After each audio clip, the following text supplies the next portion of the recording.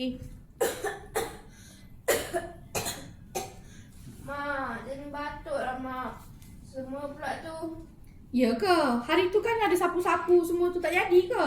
tak jadi. Kejap lah. Mak pergi tumbuk bawang putih, campur dengan minyak, campur dengan herba Kejap lagi bolehlah sapu. Tak jadi. Ya ke tak jadi? Tak.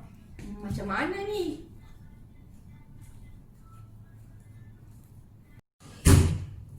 Kenapa ni?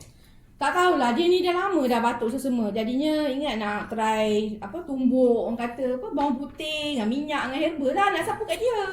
Oh, ni ada minyak herba asmak ni. Siapa minyak herba asmak lah je. Nah. Ini memang untuk batuk ni je. Okey ke minyak tu? InsyaAllah berkesan ni. Ramai dah orang guna ni. Orang dia pun cakap apa tu. Dah berjuta-juta botol dah jual ni. Oh ya ke? Banyak dah jual ni. Senanglah kalau macam tu. Tak payah nak tumbuk-tumbuk dah. Ni memang Bawang-bawang semua.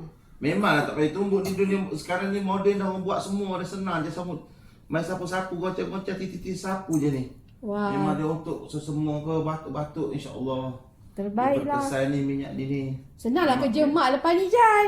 Mak lah daripada duduk di hospital tu.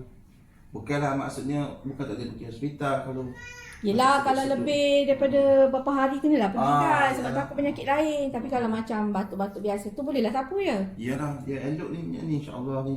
Kena cuba Sebab ni. dia ada gamak dalam ni.